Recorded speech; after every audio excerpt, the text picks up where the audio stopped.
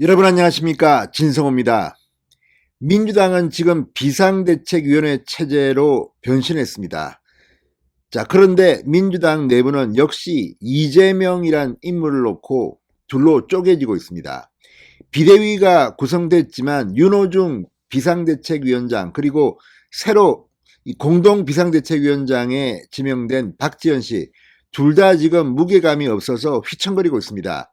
일단 이 원내대표를 맡았던 윤호중은 대선 패배의 책임이 있는데 왜 당신이 비대위원장을 하느냐, 이런 비판에 직면했습니다. 그래서 좀 살아보겠다고 아주 극단적인 인사를 했습니다. 26세의 이 정치 대비 50일도 안 된 여성 정치인 박지원 씨를 공동 비대위원장, 당대표에 지명한 겁니다.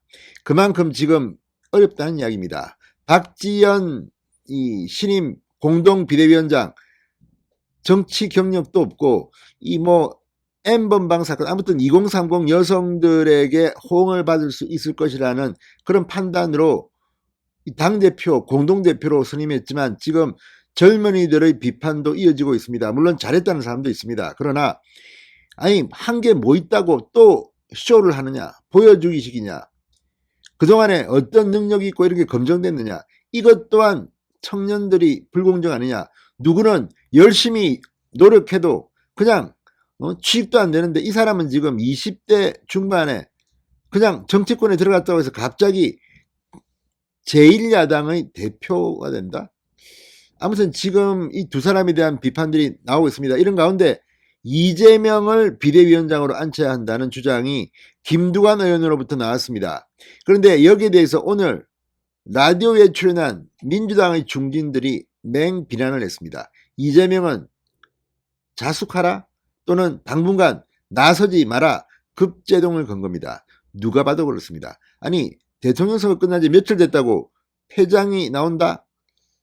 물론 그만큼 민주당에 인물이 없으면 알겠지만 지금 민주당은 이재명 때문에 또 쪼개질지 모릅니다. 지금 문재인 대통령의 실명까지 거론하면서 비판하는 글들이 인터넷 커뮤니티 등에 돌기 시작했습니다.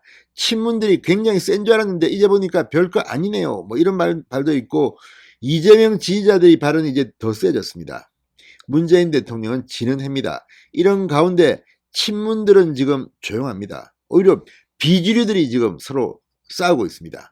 아무튼 민주당 내분이 일어나서 당이 쪼개질 가능성도 배제하기 힘들 것 같습니다. 지방선거에서 국민의힘이 압승을 하면 민주당은 또 한 번 더 축소될지 모르겠습니다. 진성호의 융단 폭격 시작합니다. 더불어민주당을 융단 폭격합니다. 방송에 앞서 아직 진성호 방송에 구독자가 아니신 분은 붉은색 구독 버튼 눌러주십시오. 더 좋은 방송으로 보답하겠습니다. 자, 김두관, 이광재 이런 인물들이 이재명 조기 등판을 주장하자 민주당 중진들이 일제히 들고 일어났습니다. 자, 오선 중진 이상민 의원 오늘 불교방송 라디오에 출연해서 너무 섣부르다고 생각된다. 지금 어쨌든 대선이라는 큰 선거 과정을 거쳤기 때문에 이재명 후보는 많이 심신이 지쳐 있을 것이라고 짐작이 되고 있고, 또 어쨌든 본인도 충전하고 수습할 수 있는 그런 여유가 필요하다고 생각된다. 반대 입장을 분명히 했습니다. 그러면서 당장 지금 이재명 후보가 뛰어들어서 현재의 정치권에 뛰어들어서 활용해야 할 어떤 불가피성도 있는 것이 아니다. 어쨌든 대선의 패장으로서 일단의 책임 부분도 있다. 또 지도부도 송영길 대표도 대선 패배에 대한 책임을 지고 물러난 데 장본인인 이재명 후보가 또 나선다는 것도 그것도 모양상 안 좋은 것이다. 쐐기를 박아버렸습니다. 자, 이상민 의원은 쓴소리를 곧잘하는 민주당의 중진입니다. 지난 민주당 대통령 경선 과정에서는 선거관리위원장을 맡기도 했습니다. 이상민이 이런 이야기를 하니까 지금 민주당 내부는 부글부글 끓고 있습니다. 이제 이재명 라인이 문재인 라인을 앞서기 시작했다는 평가도 나오고 있습니다. 역시 비주류입니다. 민주연구원장, 사선의 중진 노웅래 의원 오늘 KBS 라디오 최경영의 최강시사와 인터뷰에서 윤호중 비대위에 대해서 우리 당이 갖고 있는 진영과 패권 정치의 합작물이다 비난했습니다. 그러면서도 이재명 비대위에 대해선 이재명 후보는 일단 좀 놔두는 게 좋을 것 같아. 지금 당 역학 구도상 아직도 패권 정치와 진영의 정치가 상존하고 있는 상황에서 현실적으로 합의를 이뤄내기 어려울 것이라고 본다. 반대 입장을 분명히 했습니다. 패권 정치와 진영의 정치가 상존하고 있다. 노웅래 의원 민주연구원장인데 뭐 당에 대해서 그냥 화끈하게 비판합니다. 자, 그러면서 자칫하면 뜻은 좋지만 당내 분란만 키울 수 있다. 지금은 이재명 후보가 성찰의 시간을 갖도록 그냥 놔두는 게 당으로 봐도 본인을 위해서라도 바람직하다. 이상민 노웅래의 발 속에는 좋은 이야기가 나옵니다. 자숙하고 반성할 시간이 필요하다는 겁니다. 자, 사선 역시 사선입니다. 청와대 정무수석을 지냈던 친문 핵심 최재성 의원 어제 페이스북에 이런 글을 썼습니다.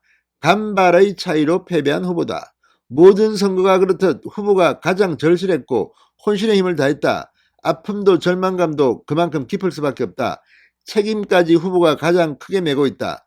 당장 비대위원장을 맡아달라고 하는 건 가혹할 뿐 아니라 이체도 맞지 않는다. 국민들께는 면목 없는 일이고 지지자와 당원들께도 가혹한 일이다. 무슨 정치적 계산이 아니라면 이해하기 어렵다. 다시 일어설 기운을 낼 시간마저 뺏는 모질고 명분 없는 주장을 왜 하는지 모르겠다.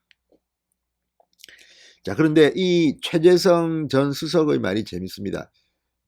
이재명을 걱정하는 참에서 나오지 마. 나오면 이번에도 실패하면 당신 끝나. 이런 경고로도 읽힙니다.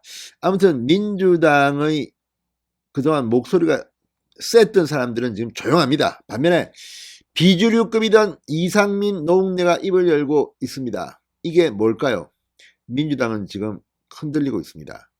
이재명, 사실은 지금 박지연이라는 젊은 여성 공동 비대위원장도 이재명이 밀어서 된 것으로 보는 사람들이 많습니다. 자, 이재명 본인은 언제 등판할까요? 아니, 어디로 등판할까요?